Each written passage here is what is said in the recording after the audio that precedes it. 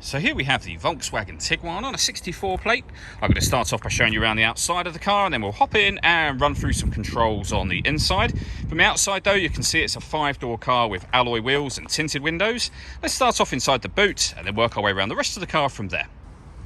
As we approach the back of the car, you can see we have reversing sensors, plenty of boot space as well, along with that 60/40 split folding rear seat should you wish to increase this space even further.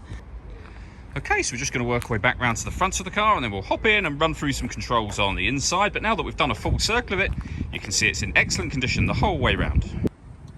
Just briefly before we climb in, I think it's well worth seeing the interior from this exterior point of view. There's plenty to run through on the dashboard, so let's hop in and we'll do that now. Okay, now that we're inside the car, we're going to start with the dials. On the left-hand side, we have the rev counter and coolant temperature gauge, and on the right-hand side, the speedometer and fuel gauge.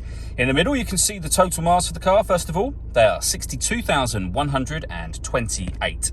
You can change the information that's displayed in that section by using buttons on the steering wheel for various bits of driving information and other menus as well, from your audio, navigation, telephone, and all the way back round to the beginning eventually. And the buttons to do that are on the right-hand side just here. Over on the left-hand side, we have stereo and phone controls. You'll only be able to use the phone controls after such time as you pair the phone up to the car, which is done over on the touchscreen just here. Hit the phone button and then follow the instructions on screen from there, which we're not going to do now. When it comes to radio, you can see we've got DAB, FM and AM radio available. And if you listen to your own music, you can do that by hitting the media button. Nothing is connected at the moment. There are various devices, of course, you can connect up, and you can see those being shown on the screen now. This car's got satellite navigation, a lovely clear colour display, very, very easy system to use. With the main volume for the stereo just there, CD player at the top here, and then working our way down, dual zone climate control. So you can adjust the passenger temperature. The temperature will show on here. It will also show on the main screen as you make adjustments. Driver and passenger, you can increase and decrease the fan speed. You can determine what direction you'd like the air to be distributed in. And then when you're happy with those settings, your air conditioning is on at the minute, so that's off, back on again, or hit auto. The car will now maintain the temperatures you've asked for by taking full control of the fan speed for you.